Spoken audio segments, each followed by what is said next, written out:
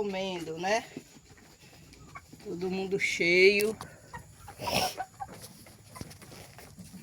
Agora vamos. Tá começando a comer, desmatar aqui, ó. Os matos.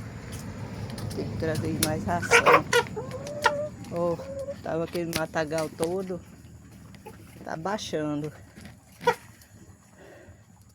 O Peixotinho tá ali em cima. Vou mostrar a vocês. Eu corto a banana dela aqui, ó. E jogo milho. Pra ela comer. Ali em cima que o espírito tá batendo nela.